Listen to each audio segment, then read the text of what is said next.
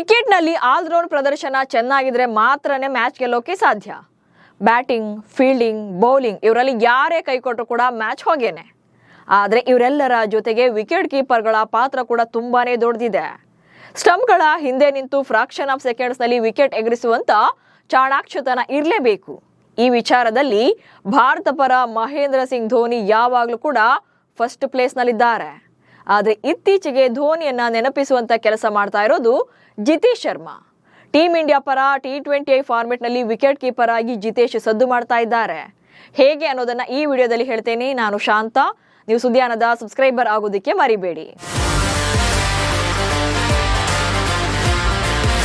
South Africa ವಿರುದ್ಧದ T20 ಸರಣಿಯ ಮೊದಲ 2 ಪಂದ್ಯಗಳಲ್ಲಿ ಪ್ಲೇಯಿಂಗ್ 11 ನಲ್ಲಿ ಅವಕಾಶ ಪಡೆದಿದ್ದ ಜಿತೇಶ್ ಶರ್ಮಾ ವಿಕೆಟ್ ಕೀಪಿಂಗ್ ನಲ್ಲಿ ಸಿಕ್ಕಾಪಟ್ಟೆ ಶೈನ್ ಆಗ್ತಿದ್ದಾರೆ. ಕಟಕ್ನಲ್ಲಿ ನಡೆದಿದ್ದ ಮೊದಲ ಪಂದ್ಯದಲ್ಲಿ 4 ಕ್ಯಾಚ್ಗಳನ್ನು ಹಿಡಿದು ದಾಖಲೆ ಬರೆದಿದ್ರು. ಅದು ಕೂಡ ಟಾಪ್ ಎಡ್ಜ್ ಆಗಿದ್ದಂತ ಬಾಲ್ಗಳನ್ನ ಡೈ ಹೊಡೆದು ಹಿಡಿಯೋ ಮೂಲಕ ಇಬ್ಬರನ್ನ ಪೆವಿಲಿಯನ್ ಗಟ್ಟಿದ್ರು. ಅಂಡ್ ರಿವ್ಯೂ ಟೈಮಲ್ಲೂ ಕೂಡ ತಂಡಕ್ಕೆ ಕರೆಕ್ಟ್ ಸಜೆಷನ್ಗಳನ್ನ ಕೊಡ್ತಾ ಇದ್ದಾರೆ.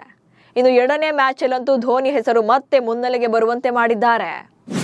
ಶರವೇಗದಲ್ಲಿ ಡಿಕಾಕ್ ರನ್ಔಟ್ ಮಾಡಿದ Jitesh Sharma one of the best wicket keeper ಅನ್ನೋದ್ರಲ್ಲಿ ಡೌಟೇ ಇಲ್ಲ. ಅದರಲ್ಲೂ ಕೂಡ ಸೌತ್ ಆಫ್ರಿಕಾ ವಿರುದ್ಧದ 2ನೇ T20 ಮ್ಯಾಚ್ ಅಲ್ಲಿ ಸೌತ್ ಆಫ್ರಿಕಾ ಪರ ಕ್ವಿಂಟನ್ ಡಿಕಾಕ್ ಅಬ್ಬರದ ಬ್ಯಾಟಿಂಗ್ ಪ್ರದರ್ಶನ ಮಾಡ್ತಾ ಇದ್ರು.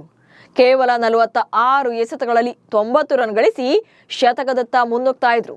ಇವರ ಆಟಗಾರರನ್ನ ಬ್ರೇಕ್ ಮಾಡೋಕೆ ಬೌಲರ್ಗಳಿಂದಲೂ ಕೂಡ ಸಾಧ್ಯ ಆಗಿರಲಿಲ್ಲ. ಇಂಥ ಟೈಮಲ್ಲಿ ವರುಣ್ ಚಕ್ರವರ್ತಿ ಎಸೆದಂತ 16ನೇ ಓವರ್ನ ಮೊದಲ ಎಸೆತದಲ್ಲಿ ಚೆಂಡು ಬ್ಯಾಟ್ನ ಅಂಚಿಗೆ ತಗಲಿ ಕೀಪರ್ ಕಡೆ ಹೋಯಿತು. ಬಟ್ ಡಿಕಾಕ್ ಕ್ರೀಸ್ನಿಂದ ಹೊರಗಿದ್ರು.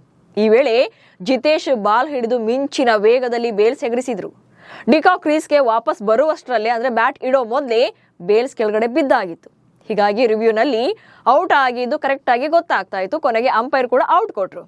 ಜಿತೇಶ್ ಶರ್ಮಾರ ಇದೇ ಚುರುಕಾದ ವಿಕೆಟ್ ಕೀಪಿಂಗ್ ಸೋಷಿಯಲ್ ಮೀಡಿಯಾದಲ್ಲಿ ಧೋನಿ ಅವರನ್ನ ನೆನಪಿಸಿದೆ ಅಂತ ಕೆಲವರು ಪೋಸ್ಟ್ ಗಳನ್ನ ಹಾಕ್ತಿದ್ದಾರೆ.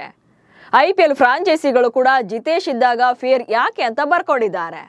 ಅಂಡ್ ಬ್ಯಾಟಿಂಗ್ ನಲ್ಲೂ ಕೂಡ ಜಿತೇಶ್ ಶರ್ಮಾ ಅದ್ಭುತ ಪ್ರದರ್ಶನ ನೀಡ್ತಾ ಇದ್ದಾರೆ. ಮೊದಲ ಪಂದ್ಯದಲ್ಲಿ 5 ಬಾಲ್ಗಳಲ್ಲಿ 10 ರನ್ಗಳನ್ನು ಹೊಡೆದಿದ್ರು. ಅಂಡ್ ಸೆಕೆಂಡ್ ಮ್ಯಾಚ್ ಅಲ್ಲಿ 17 ಬಾಲಲ್ಲಿ 27 ರನ್ಗಳನ್ನ ಗಳಿಸಿದ್ದಾರೆ.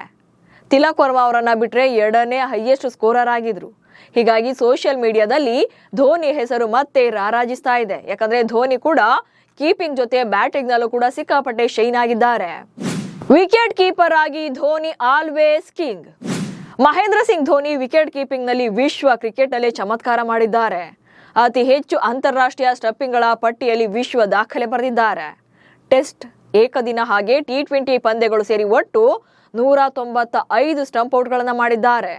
3 ಮಾದರಿಯಲ್ಲಿ ಕ್ಯಾಚ್ಗಳು, ಸ್ಟಂಪಿಂಗ್ ಎಲ್ಲಾ ಸೇರಿ ಬರೋಬ್ಬರಿ 829 ಔಟ್ಗಳನ್ನು ಮಾಡಿದ್ದಾರೆ. ಅಂತಾರಾಷ್ಟ್ರೀಯ ಕ್ರಿಕೆಟ್ ನಲ್ಲಿ ಇದು ಸಾರ್ವಕಾಲಿಕ 3ನೇ ಅತಿ ಹೆಚ್ಚು ಡಿಸ್ಮಿಸಲ್ಸ್ ಮಾಡಿದಂತ ವಿಕೆಟ್ ಕೀಪರ್ ಎನಿಸಿಕೊಂಡಿದ್ದಾರೆ. ಇದೇ ಕಾರಣಕ್ಕೆ ಧೋನಿ ಬ್ಯಾಟಿಂಗ್ ಕ್ಯಾಪ್ಟನ್ ಆಗಿ ಅಷ್ಟೇ ಅಲ್ಲದೆ ವಿಕೆಟ್ ಕೀಪರ್ ಆಗಿ ಕೂಡ ಜಗತ್ತಿನಲ್ಲೇ ಸದ್ದು ಮಾಡಿದ್ದಾರೆ.